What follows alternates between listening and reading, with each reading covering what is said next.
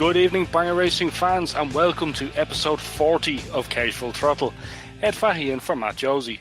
We've had a little break over the summer, but we're back with reviews of some of the more recent big meetings and previews of some of the more big ones to come. But before we do all that, let's meet our panellists. It's the main man from Essex, it's Jordan Hollands. Hello, Ed. Hello, everyone else. And in the orange corner, it's the man of orange himself, it's James Keane. Good evening, Ed. Good evening, Jordan. Good evening to everyone listening. It's good to be back after our summer break. It is indeed. We've reviews and previews coming up, as I said. We've also a discussion. The discussion topic tonight is big vans. How big is too big in relation to the recent big van meeting at Kings Lynn? But let's start with the news. We discussed in a previous meeting with the Bears Bash. They finally come back with the amount of money raised for charity, an astounding £15,000, most of which will be spent on a children's hospital in Brighton. This adds to the overall total from all the Bears Bashes, the guts of £147,000 raised for charity through our amazing sport. Jordan, can you think of anything to add to that in a positive way, or are we all good to go? No, I think you said it yourself. I think it's an amazing thing that the Bears have done and are doing for our sport, and I believe they're up for another award again this year in Brighton, which they indeed won last year from, I think it was the best sporting event of the year. So yeah, I'm sure the Bears will post out on their Facebook page any developments with that, but obviously go and vote for them, because as much as we hear the bad things about the sport in the media, there are also positives as well, and I think the Bears are one of them. Oh, it's fantastic. Like I said, it's a sporting event. Some people mightn't see it as sporting, but for me personally, it's more exciting than cricket. James? Well, the cricket has been pretty good recently, but I know exactly what you're saying. It's the amount of money raised is pretty sensational. It's always one of my favourite meetings of the year. It always brings out the right attitude in the drivers partly because of it being a charity event, partly because of the way the event is run. And like you said, Jordan, they won an award last year thanks to a great deal of nominations coming from within our community and beyond. It's such a fantastic cause, and just shows the power of the sport in our community can do for the local communities around it. Long may it continue. Like I said, I love the event. It's always been fantastic, and yeah, well done to the Bears. Absolutely. The Riley boys, all the other members of the Bears, and Mr. Michael Burnage, who really... Michael Burnage MBE, I believe now. Indeed, yes. He's been awarded that... what would you call it? It's not a title, is it? It's just something that looks cool. I think, yeah, it's an honour, isn't it? It's like you're pointing to it as an honour by the Queen. So yeah, I mean, it's well deserved for all the effort that goes into it. Well, our new hashtag is a knighthood for Michael Burnage. The amount of work he does in the background, he just seems to be a good when it comes to the media, dealing with charities and kind of with the more corporate side of Bangers, which is something that's overlooked an awful lot, but it's very crucial when it comes to big events like this. But moving on, 40 odd hours, we'd say. This is episode 40 of Cage Full Throttle. I've only really been here since the mid-20s. Of course, it was mainly started by Matt Josie and Andy Watts, who are hopefully listening in this evening. Good evening to you both, guys. They will be back at some stage, as they say, but let's see what happens. But 40 episodes. Jordan, what do you think? Well, it's certainly flown by. I've probably been here since episode 3. We've had our ups and downs, to say the least, but I think we're slowly getting there, and I'd just like to thank everyone for their patience and for sticking with us. James, you haven't added that. I think when technical guy here, really, aren't you? So yeah, I think I came in about episode 13 or so. Originally offered to help Matt make sure that it was published to the iTunes store, and from there we've also gone there to also be on Facebook Live. I do various technical things behind the scenes, but it's the work of everyone that goes into it, and especially Matt and Andy and Jordan at the beginning. I started listening to Cage Full Throttle when Oval Talk, Ed, something you obviously was very involved in, stopped broadcasting. I was after something new on my commute, and then after writing a few reports, Matt randomly asked me one day, "Oh, do you fancy being on the show next week?" And it's all sort of gone from then. It's something I love doing. I mean, I could talk about bangers forever, probably to the boredom of Sarah and anyone I work with. But it's something that hopefully we can continue to go from strength to strength. We've tried different things along the way. We've had the quizzes, we've had the guests. We'll still be bringing those back occasionally. And I mean, it's long may it continue, and I look forward to episode 50. Oh yeah, well, I mean, 14 odd out, as you say. Very, very proud to be a part of it all. Really, it's the only banger podcast. There are other Oval podcasts, but this is the only banger one. Got good ratings, good downloads as well, and I think the production values are very good compared to some other ones who we won't care to mention. But and also, I think on that note as well, thanks to Mr. Jake Sanson at Downforce Radio as well for his support over time. He's always been good for advice with podcasts. Obviously, we're out on Downforce UK, which covers a lot of other motorsports, but I think it's fair as well to make sure he gets his shout out for everything he does as well. Oh, very much so, and not forget Mr. Dave Goddard either, who probably the reason half of us are online these days. He's still out there. He's still doing the Speedway discussion, so hopefully we might get him on at some stage again, because he probably is one of the more entertaining guests, along with our honorary president for life, Mr. Keith Reynolds. Moving on then, more news. We ramped it up in our last podcast. We said it was going to be a fantastic meeting, the Mildenhall Fen Tigers versus the Kingsland Mafia, and all of a sudden it was cancelled. James, what happened? Well, the weather happened, Ed, is what happened there. Shale tracks and torrential downfalls don't mix. The weather had been threatened to be bad for a while, and it was cancelled on the day of the meeting, and I know a lot of drivers had set off, I know a lot of fans had set off, and it's always disappointing to have a meeting cancelled, but it was the right decision, really. I mean, I think the pit started to flood, the track was in no state to be raced on, and it's a shame after all that build-up. I'm sure none of the drivers, I'm certain the promoters didn't want to cancel it, and it's a shame. And then with the rearrangement, I think it comes down to the fact that a lot of drivers pulled a lot of strings internally, and that they were racing away, and then to rearrange it short notice was always going to be difficult, because at that point they've got their sights on other things. They're all going to come together for that day. A lot of drivers were doing favours. Obviously the Mildenhall team was made up of not just of drivers registered with Mildenhall Stadium Limited, but also the wider Speedworth family, and a few borrowed from Trackstar themselves. So as soon as you then start looking to rearrange at short notice, you're always going to run into problems. I think at that point you've just got to say the gods have decided it's not happening this year, and hopefully look to have it happen next year. Yeah, that's fair enough. I mean, the point that we discussed it is there's too much going on, and I suppose when something is cancelled, it's kind of a knock-on effect. So like, oh, I wanted to go somewhere else next weekend, now we're doing this one again. Jordan, you have any feelings on that, or kind of just the way it is, really? No, I think James said it perfectly, really. You know, Trackstar and Speedworth and Mildenhall wouldn't have wanted the meeting to be cancelled, not once but twice. You know, it's never good for the promoter to have to cancel a meeting, but sometimes you have to look at safety. And as James said, seeing pictures of the track on that Saturday morning and afternoon, it was definitely a no fit state to race. With the speed of the cars nowadays, it only would have took something very little to go majorly wrong. And I think Trackstar made the right call, to be honest. Yeah, I think so too. And finally, in our news section, I know it's often said that safety eyewear is needed on Facebook an awful lot of the time. We'd just like to give a big, massive case congratulations to our caged rear of the year. It's our very own Rob Woolhouse. We won't be putting the picture up online, but if you've seen it, you'll know what we mean. It doesn't make for very pleasant viewing at all, so we'll need to move on very quickly, I think. Or do you even want to hold on to the side of the dangleberries here, guys? I'm good if we move on. Yeah, I'm good if we move on. I feel ill thinking about it. Yeah, indeed. Okay, we've not too many meetings coming up in the next 2 weeks, but probably the biggest one, and it was certainly the success story earlier this year. It's going to be another one. It's the Aldershot Unlimited Bangers 3-litre domestic. Now, I know James Keane is beside himself with excitement to go on about this, so let's unleash the James. Well, let's look back at what we had with the last 3-litre meeting. It's a national banger meeting, but it's a national banger meeting with different build rules. It's designed to sort of bridge that gap that rookies used to hold before they became basically 1,600 national bangers.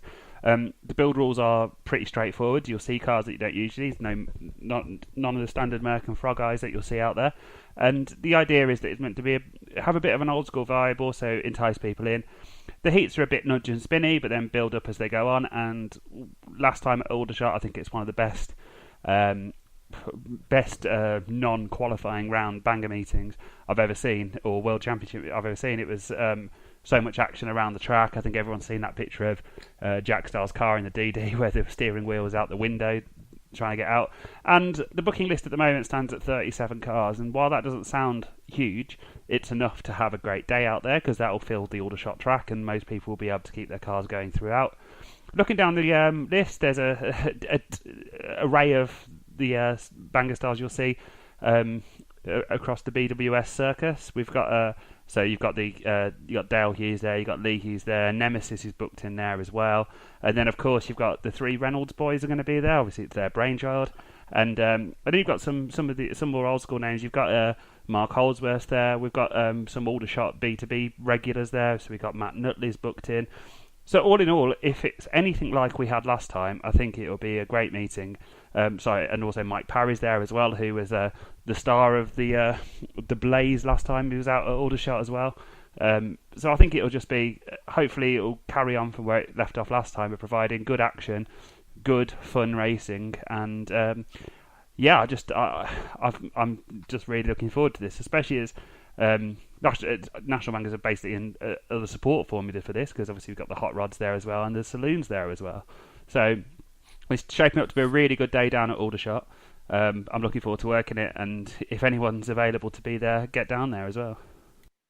Oh, sorry, and one other driver on the booking list as well, obviously former Cage driver of the year, Lauren Annetz is booked in as well. So this is what I mean in terms of it blends together the regular B2B scene at Aldershot, which goes from strength to strength, with the BWS Unlimited National Banger Circus that always draws in the crowds.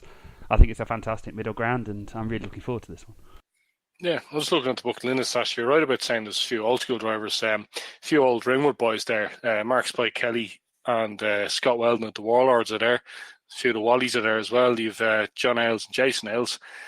Again, it just looks like a great list. I'm sure everyone there to have a good time. Our honorary president for life, Mr. Keith Reynolds, will be racing there. Will you make it there, Jordan? You're just going to be waiting on all the online updates. I will be looking at online updates, I'm afraid, because I will be in Cardiff for the day. So I'm looking forward to going away at Cardiff this weekend, but unfortunately not at Aldershot. Yeah, I know you were gutted to miss the last one, Jordan. It's a shame you can't make this one. Yes, I was gutted indeed, and as you said, James, I think it is the one national banger meeting that we have where you can genuinely get rookie drivers, national banger drivers, and drivers that are sort of in between the two, all racing together in the same track. So whoever's idea it was, whether it was Keith's or what, yeah, it was Keith's idea, because he wanted to provide a way for people to get into national bangers from B2B without sort of going through rookies, because I think we've debated it before about where rookies sit is sort of in the hierarchy of banger racing, and I think it was the problem with rookies is of course the preparation required, and it actually takes less to prepare these unlimited national bangers than it takes to prepare a rookie these days. This is it, and so it's a pity on Mrs. Jordan. Like, I know my impression of an Irish accent is actually very good, but my Welsh accent isn't, so I won't offend your ears by doing that. But no, it should be a good meeting. It always is. I don't know what it is. Is it Aldershot? Is it Keith? Is it the formula he's created? It's just everything. It just seems to work. So this is the case. This formula it definitely isn't broken. There's nothing wrong here at all. So I think you're guaranteed a good day. And like you said, there's 2 excellent supporting packages. You've National Hot Rods if you like going fast, and you've 2-litre saloons if you like them hitting hard and keep going. So yeah, it just seems to be a good day. And if you're going, have a great time. Moving on to the next preview. This is one of the bigger titles of the year now. It's the King's Lynn World of Shale. Now, this one, if you like, this meeting isn't really about, say, the hardcore wrecking, at least not until the accumulator race. But I mean, if you want to watch Jack Overy practicing his art, this is the place to go, because he's on shale. It's all rear-wheel drive cars as well. It's as much about sliding around places as about crashing. Obviously, you're going to get the jack and trains on that. But Jordan, you've been to this meeting in the past. What do you think this year's one will be like? Well, I think, first of all, it's great to see another epic-looking booking list for Kings Lynn. I think they're the one promotion that just keep on getting it right, and they keep on delivering for meetings that you may not expect. Over 100 cars are already booked in, and I'm sure the list will only keep rising beyond this weekend as well. As you said, Ed, the likes of Jack Overy in attendance, he's absolutely awesome to watch at Kings Lynn, so he's got to be one of the favourites. He pretty much knows the track inside out from his many, many years of racing. But as well, you love the likes of Lump 388 Taylor Souter there as well, and he's currently leading the entertainer points at Kings Lynn. So I'm sure he'll be in the thick of the action in one way or another, probably turning it around and opposite on turn 4. So it'll be sure to be a great meeting, and if you're going, have a great time, and I'll look forward to reading the updates. Yeah, I think so. Let's just hope our good friend Mr. Weather is playing ball this time. Yeah, definitely. I think Kings Lynn have often had some bad luck for their big national banger meetings. Icebreakers a few years ago, and that obviously, as we mentioned earlier, they're head-to-head with Mildenhall. So if the weather's playing ball, it'll be a great night of action. Is a change event add to that, or just bring it on, as they say? I just like to echo what Jordan has said about how Kings Lynn at the moment just seems to be on a bit of a roll of getting things right. And like I said, at the moment they can't really put a foot wrong, and I'm sure it's going to be another great meeting. So basically, the previews would be 2 of the best meetings at 2 of the best tracks, and support them if you can, because they will be good, and you certainly won't regret it. We'll move on to meetings we were actually at in the past, rather than talking about them. There's been a lot happening lately, but we're kind of going to compress this a little bit to stay a bit more relevant. So we're only really talking about what's happened in the last week or two. At Stansted Raceway, the Purple Car Day, which is a massive charity fundraising event. Jordan was there. Yes, I was, Ed, and it was just an absolutely awesome day. Back to Basics have been given a bit of a bad name, to be honest, through no fault of their own, but just through the more hardcore banger fans saying that you don't get much action and whatever. I'll tell you what, the last few races of the Purple Car Day were absolutely awesome. Massive pile up on turn 3, everyone going in flat out, because obviously, unlike other Back to Basics tracks, it was actually National Banger rules at that point, which I know people were a little bit sceptical of on Oval Banger Chat the other week. But can I just say, from being there and from actually standing on the middle, every driver done it within the right spirit. All the hits were fair. No one went in hard on a car that was already quite badly damaged. All the drivers got out with a massive smile on their face, saying how much they enjoyed it and how much they loved the track. And it was absolutely awesome to see. And can I just say as well, well done to Terry and his team, because I know how nervous and how much hard work they put in during the build-up of the meeting to make it special. And it certainly was. So I'll just say great effort to them guys and girls. And hopefully Stansted will get another big meeting soon. Yeah, that's what you want. I mean, it's good for any track to get a good meeting. I mean, the more we get, the better, obviously. On to the next meeting then, it was my turn for a change. It was Tully Rowan for the first ever running of the Irish Unlimited Teams Championship. Now, this is a case of, as our caged clock, which means we're at the halfway stage already. This is a meeting that most of the drivers actually wanted to have. It wasn't a case of the promoter saying, here, we're doing this, what do you think? The promoter, DMC, threw it open, says, guys, what would you like to do in 2019 about this time last year? One of the bigger requests was for an unlimited teams event. Now, not quite icebreaker like that, just basically another opportunity to race an unlimited car in Ireland, because we only have, you don't even need all the fingers on one hand to count how many unlimited banger meetings are in Ireland. But we had 20 cars in the end. Now, not every team was full of three cars, 2 cars, or even 1 car. I know Stephen Bolton raced on his own team. But it was a fantastic meeting. And I think the more important thing to remember was that all the drivers were local. There was nobody actually came over from England or Scotland or anywhere else for that fact to race in this. It was all purely the local drivers. So a few people were a bit apprehensive, not too many cars. But I mean, as soon as I saw the bucket in, this news booked in, I says, right, this is good, this is good. I went up, obviously, as you would. I think 1 or 2 drivers actually were chasing points, mainly Stephen McGrath, because he's trying to qualify for the World Final at Ipswich. So he was basically in racing mode as opposed to wrecking mode, which is unusual for him. But it showed that he can race as well as he can wreck. He was clocking up the points all night. Basically made a fairly big effort of getting Team Sarah to win the our first title overall, so they're the first Irish Unlimited Team Championships, and fair play to them. An awful lot of work in the pits as well, but a few people were interested in crashing, mainly Kieran McIver, who completely destroyed Jonathan Capelli's E-Class Mercedes estate. Basically, the E-Class Mercs jack up like Granadas at the back, particularly the estates. So John had his wheels at least 2 feet off the ground, and then John got caged again by 146 Davy in the DD, which is good. But fun enough, it was the shortest DD I've ever seen in my life. It was literally over in 10 seconds. One big jack and train at the start. Leonard Dunn was left going around on his own, waiting to pick the hit, and he done the hit. So massive jack and train. Noel Anderson.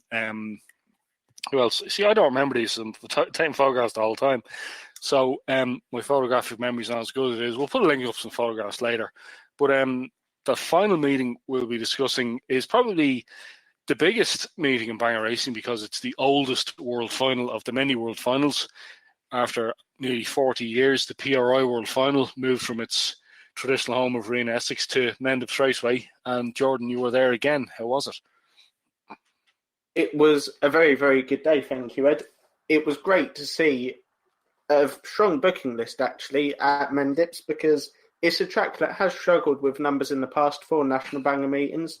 But with the likes of TMT travelling down, the Gladiators, you had Nemesis and Steve Bailey and Brett Ellicott come across from North Devon. You had former world champion Scratchy in attendance as well. And even a couple of track star visitors, including the new world champion 337 Ashley Garrett. So it was just an awesome day. And it was probably one of the most destructive world finals we've had in recent times. I know at the track I was luckily enough to do a bit of punditry on the mic as well. And I compared it to the 2009 world final where Jack Overy tried to single-handedly take on the condoms and anyone else who was trying to rod their way through to victory, creating a massive pile-up on turn 4. That's pretty much what Simon Smith and Phil Milner done on Sunday. And it actually come down to the last car running. And Ashley Garrett actually outsmarted him. And Simon Smith broke a steering arm, I think, which meant that Ashley just could finish off the last couple of laps and be crowned a world champion. And I know from speaking to him, because I've recently done an interview with him that you can read on my website and hopefully on Caged very soon, it meant an awful lot to him. He's been trying for 14 years to win the world final, and he never thought he'd win the PRI one purely for the fact that he's more of a shell racer than a tarmac racer. But it's just proof that anything's possible in these big races.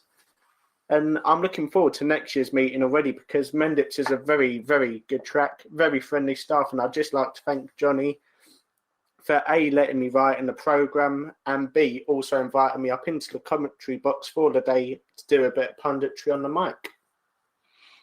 Yeah, sounds like you had a good day. It was all Mondeo's really, wasn't it? It's not a... Yes, I think Joe Oldham 154, he had a Vauxhall Mark 5.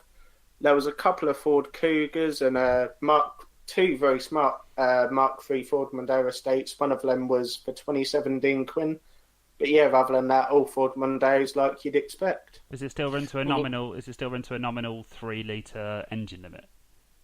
As the yes, yeah. I think people get confused between this and the 2-litre World Final, which obviously because both are predominantly Ford Mondeos, but yeah, the National Banger World Final, like we saw on Sunday at Mendips, is still being run to 3 litres. It's still got all the same PRI rules to it, so turning around, obviously, like I said, and everything in between. So it was a really good day. And I think actually turning around suits Mendips a lot more because there's less chance to hide and it creates a massive track blockage as well. And I know it's not everyone's cup of tea, but it's banger racing. Well, I watched the last ever PRI final at Essex with you, Jordan, and it's just really good to see that title carry on because, as you said, it is the original title. It's still the one that carries the ORCI Championship banner, and it's really good to see it carry on. And again, it's just really good to see someone else, a new gold top amongst the rank of champions. Yeah, absolutely. And again, I know I've just said it as well, talking about the Stansted meeting, but I know how much it meant to Johnny and his team as well. To create a good impression for the new title, it meant an awful lot to them guys. And it was just great to see up in the commentary box and race control, the vibe of the meeting, and everyone seemed to be really enjoying it. It was great seeing National Bangers at Mendips. Like I said, it's a really good track. And if you're ever down Bristol Way and there's a meeting on, go and have a look, because as well, it's right on the Mendip Hills, so you've got beautiful scenery and a quarry nearby. So, yeah, you do get some nice scenery to look at as well. Well, as I said, I mean, it's still one of the more worthy titles of banger racing. Sure, of all the many, many world finals, this one is probably the only one that will come close to the Ipswich World Final. Like, it actually is a genuine title, and it's one of the people. It means an awful lot to win this one, as opposed to some of the other ones. But like we did say before, it was going to be good. We just for a change, we knew it was going to be good. It wasn't the case of this sounds good, this should be good. We said, right, this is going to be good when we previewed it the last time. But moving on to our discussion. Now, this came up from the Kings Lynn Big Van Bangers. It's something that seems to go along a good bit in the big vans. Basically, in Big Van Bangers, how big is too big? Now, normally on the booking list for big van, it says the smallest van you're allowed to use is a short wheelbase Transit. But generally, the bigger side of things, it can mean anything. So we've had, like, say, 27-seater minibuses. We've had big American camper vans. We've had horse boxes.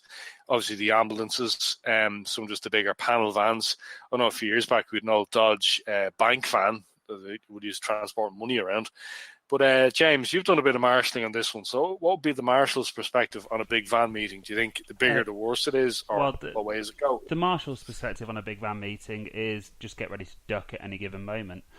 Because when they come around the corner, you are looking a bit scared. They also are difficult to marshal because you can't reach the cut-off switch without basically climbing into the van. But I think it comes down to a lot of... what banger racing often comes down to is respect between the drivers, because the last big van meeting I marshalled was the Eastbourne big vans, which was a great day throughout, and Spike went out in his small bus, and well, I say small bus, but that makes it twice the size of a van. But he was fairly careful about what he hit. He wasn't going in for huge hits on smaller vans. The Eastbourne lap scorer Matt went out in a smaller van. Ended up out with the bigger stuff, and ended up getting ended up in a Riley sandwich as both Ash and Nige went into him. But again, they went into him square at the back. I mean, when it comes to the size of the vans, you don't want to see a huge coach go through something the size of a short wheelbase Transit. But at the same time, the fans like to see the big stuff out there, so I think you want to see as much of a mix as possible. But if the drivers are respectful and they're not trying to hit something that they're going to obliterate and potentially hurt the driver, then it's fine. But then you can't legislate for that once the green flag drops. So where do you draw the limit? Do you then try and split the heats? Do you then try and wait until see what happens later?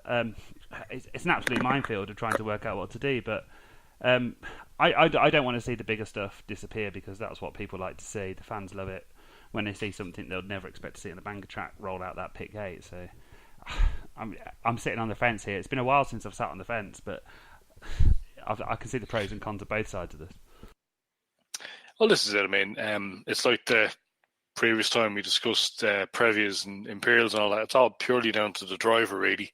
You know, you go for a sensible hit, or do you use your weapon in an unfair manner. The thing is, as well, you see sometimes with van meetings it says, no separate chassis. So in other words, you have to race like a monocoque. So basically the biggest van you'll get is, say, something like some of the bigger Merc Sprinters or the Ivecos and that. You won't get the big...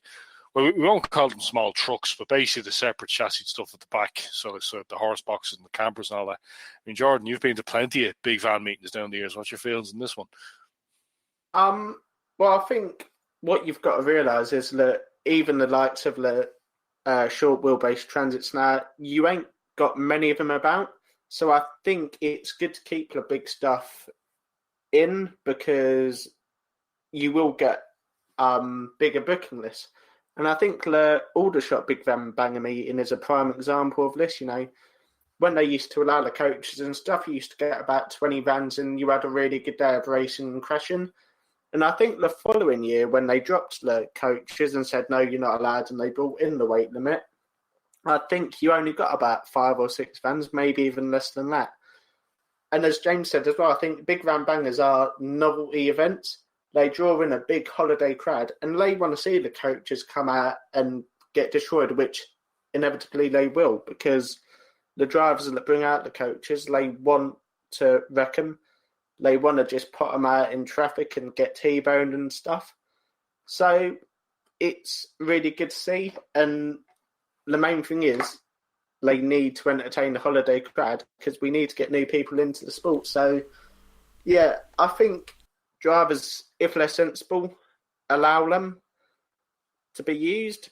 But then if they are silly and they do go for dodgy hits, like anything else, they could be in a transit and do a dodgy hit on another transit, then they get banned anyway. So I think to me, it doesn't really make much difference. Yeah, you've sort of hit the nail on the head there, Jordan, by saying it is a bit of a novelty event. The drivers that enter those meetings are there not because they're there trying to settle a score or get qualifying points. They're there because they're trying to put on a show for the crowd that's coming in, as it is a bit of a novelty event. And therefore, you do get drivers basically leaving their vans or small buses across the track, ready to be T-boned and stuff, because they know it's almost a bit. I don't want to say choreographed because nothing's choreographed, but it's sort of like the drivers sort of know what they're there to do, and they're not trying to do anything stupid. And I think it's okay as long as it stays that way. Well, this is it. I mean, the case too. Majority of times, the big van isn't going to be useful for next week's meeting or the meeting after that. You're there to kill it in one day, so that's really what we want. But I think it's like, as you said, everyone's there for fun. Everyone's there for a bit of a laugh. It's usually most of the big van meetings. Remember years ago, the big vans meeting in Wimbledon, and the ones that told you around that, it's just basically the end of the season. It's Christmas time, or it's just about New Year's Day. We're here to have a bit of a laugh. Here to basically burn off all that turkey and mince pies and all that. So let's just get stuck in, smash up a few vans. But yeah, I mean, it's like everything, really. The drivers, I mean, they're the ones who need to go to work tomorrow, so most of the time they will be sensible. But any more to add on that one then, think, or have we discussed how big is too big? No, I think we're pretty much covered. Yeah, I think we're pretty much covered. I think we've decided that nothing is too big. Well, we've seen the coach DDs and we've seen the combine harvester DDs, but they seem to have their own niche. But a couple of years back, Mildenhall Big Van, somebody turned up with a Ford Cargo horse box. The Cargo is normally seen with 2 or 3 Mondeos or Granadas or Jags or strapped onto the back of them with a high ab. Somebody actually brought a Cargo to big vans. I don't think he was allowed to race in the end. I'm not sure if either of us even remember it happening. It's a few years back. I was going to say, it was probably before my time, to be honest. But no, I don't remember that. It was in the noughties anyway, Jordan. It wasn't really in the teenies. Okay. Fair enough. Fair enough. Okay, well, let's move on. We're making good progress this evening. Come on to the fixtures, just basically what's coming up and what do we think, really. We've a few midweek meetings on Saturday. Actually, tell a lie, we don't. I'm not used to looking at this calendar at the moment.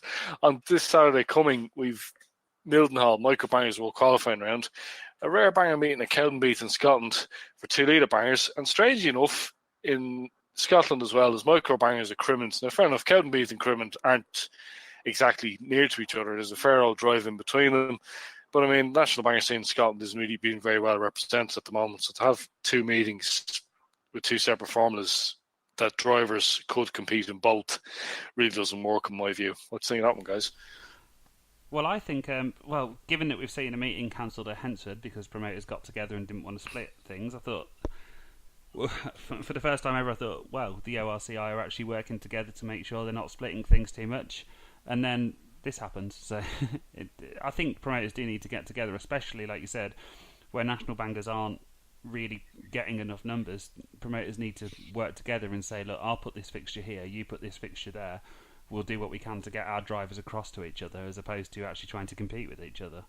Because the sport won't work if the promoters don't work together. This is it. I mean, in a region as small when it comes to racing in Scotland, I mean, you have to work together.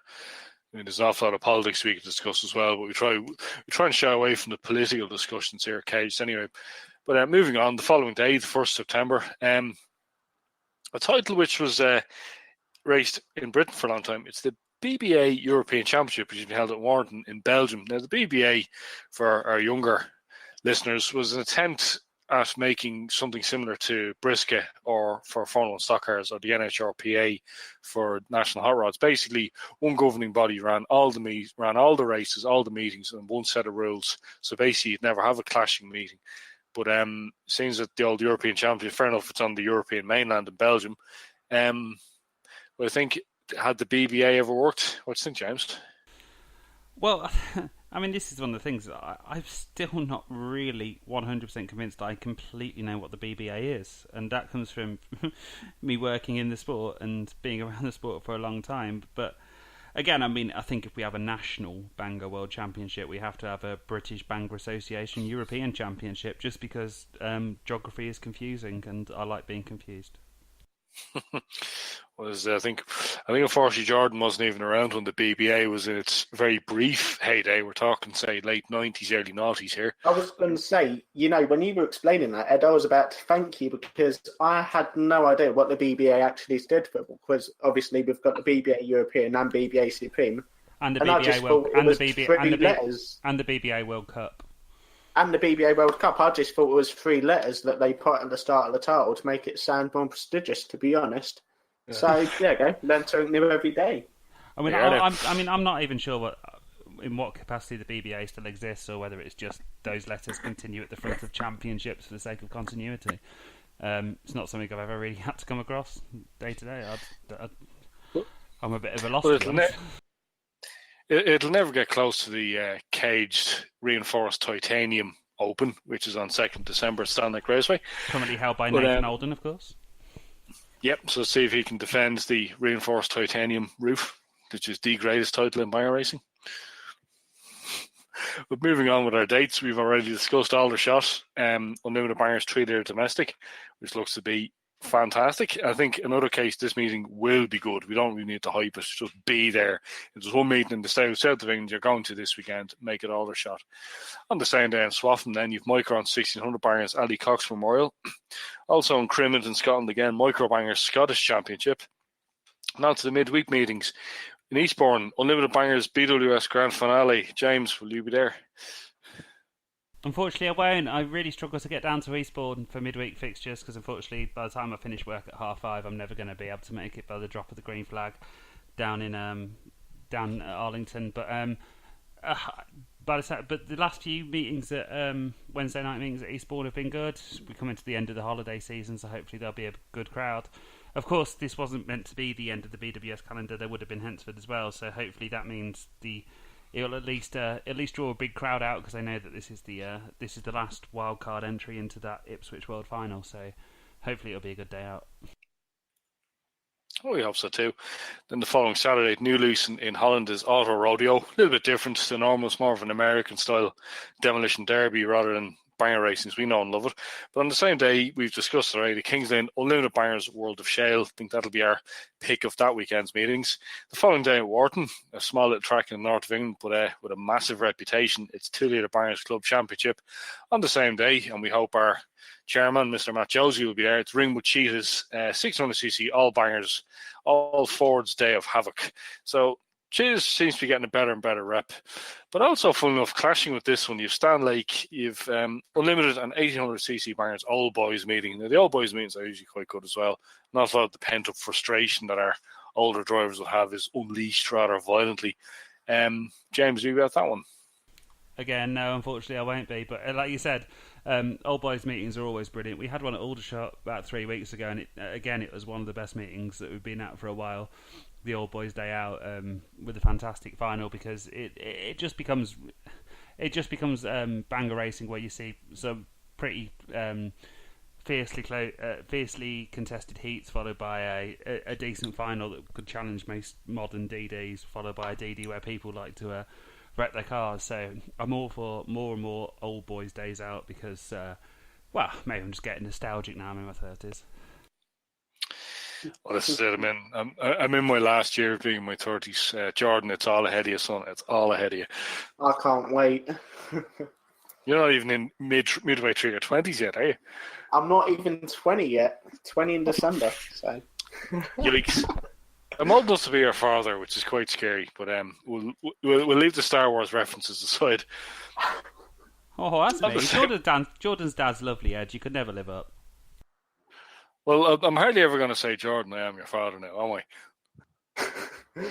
I feel quite awkward actually at the moment. So, well, that's good. We're used to making you feel awkward here, anyway. That's Jordan, that's one of our better reviews. No. Cage podcast makes you feel a bit awkward. Yeah. But listen anyway. Fair enough. Good plug. Okay. Then on the same day in Onken in the Isle of Man is their annual demolition derby. It's not really a track we hear much about, but I was there once as a young'un. I was even younger than Jordan when I was there, and it looked a good track. What, so 4? Hopefully we can. Huh? What? You must have been 4 years old then, or something. If you're younger than Jordan. I was actually. I was about 5 or 6, I think. Yeah. It was back in the 80s when hair was cool and old school Fords were being used as daily drivers. That's how long ago it was. But moving on, the weekend after is remembering probably another true legend of banger racing, Mr. Dave King. We lost Kingy just over 2 years ago now, sadly, but this will be his memorial meeting. You have 2-litre classic cars on the Saturday and you've unlimited classics on the Sunday. Jordan, you were at this meeting last year, weren't you? What do you think about it?